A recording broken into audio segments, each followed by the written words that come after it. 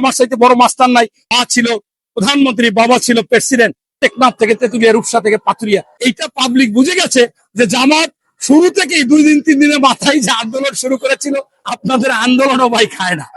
ওই ধর্ষক নরসিংদীতে গ্রেপ্তার করছে, এটা সব জায়গায় আপনার দেখেছেন যে একজন ডাক্তার কিডনির, তাকে কামরুল সাহেব সেখানে গ্রেপ্তার করেছে।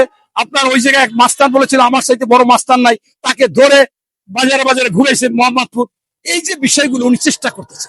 এখন যদি ওনাকে যদি সহযোগিতা আপনারা না করেন, দেখেন সবচেয়ে একটা মনে রাখবেন, কোন ব্যক্তি মন পরিষ্কার, কোনো ভেজাল নাই এবং তার মধ্যে কোনো মনে করেন খারাপ চরিত্র কিছু থাকে না, সে হচ্ছে যার স্ত্রীকে যে ভালোবাসে, সাথে নিয়ে চলতে পারে। এই সেইটা হচ্ছে আজকে যে ব্যক্তির কথা এখন আমি নাম বলি নাই, তিনি হচ্ছেন তারেক রহমান, আজকে প্রধানমন্ত্রী। তার স্ত্রীকে পাশের সিটে নিয়ে ড্রাইভ করে, আমরা বিদেশেও দেখেছি, আগেও দেখেছি। এখন যে যাই বলুক, তারেক রহমান আসলেই আমাদের বাংলাদেশের একেবারে সফল প্রধানমন্ত্রী, স্বাধীনতার সফল রাষ্ট্রপতি, স্বাধীনতার ঘোষক, সফল সেনাপ্রধান জিয়াউর রহমানের প্রতিচ্ছবি এবং বাংলাদেশের গণতান্ত্রিক এবং বাংলাদেশের যিনি সব আপসহীন ছিলেন বেগম খালেদা জিয়ার প্রতিচ্ছবি। তাই সেই প্রতিচ্ছবি অন্য কোনো কথা বলতে পারে না।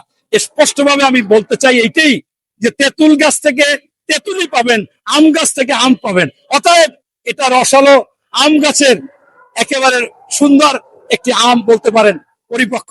ইনশাল্লাহ রাজনীতিতে সে হলে রাজনৈতিক পরিবারের মা ছিল প্রধানমন্ত্রী, বাবা ছিল প্রেসিডেন্ট, এটা বিশ্বে বিরল। তিনি হয়েছেন প্রধানমন্ত্রী, তিনি অক্ষরে অক্ষরে সবকিছু যথাযথভাবে পালন করবেন। তাই যদি জামাত বুঝে থাকে তাহলে আমার মনে হয় ভালো হবে।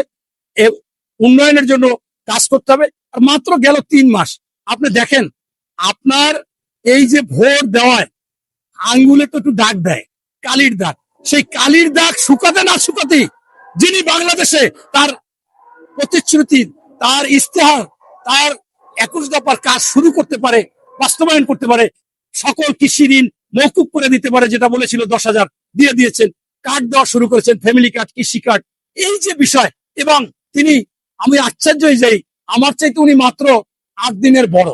আমি এখন বিছনা থেকে ঘুম দিয়ে উঠি দেরিতে, উঠতে পারি না, কাজ করতে পারি না, এরকম আমার বন্ধু বান্ধবরাও একেবারে অবস্থা এরকম হয়ে গেছে। অথচ এই ব্যক্তি আমার চেয়ে বড় হয়েও, এই প্রধানমন্ত্রী আজকে ছুটে বেড়াচ্ছে সর্বত্র, টেকনাফ থেকে তেতুলিয়া, রূপসা থেকে পাতুরিয়া। প্রতি সপ্তাহে না হলেও মাসে 2-3 বার বিভিন্ন জায়গায় যাচ্ছে। কেন যাচ্ছে? যাচ্ছে এই জন্য মানুষের সমস্যার কথা শুনতেছে। আপনারা দেখছেন খাল খনন শুরু হয়ে গেছে, আপনারা দেখেছেন বৃক্ষরোপণ শুরু হয়েছে। তাই আমি বলতে চাচ্ছি যে ওনাকে একটা বাচ্চা প্রসব করতে 10 মাস 10 দিন লাগে, আর উনি মাত্র 3 মাস হয়নি, 2 মাস প্লাস। এখন যদি এরকম সময় না দেওয়া হয়, এইটা পাবলিক বুঝে গেছে যে জামাত শুরু থেকেই 2-3 দিনের মাথায় যে আন্দোলন শুরু করেছিল, পতন আন্দোলন, এইটা অহৈতুক, অযৌক্তিক। এই জন্য ওনারা যেমন বলে 71 পাবলিক খায় না, আপনাদের আন্দোলনও ভাই খায় না।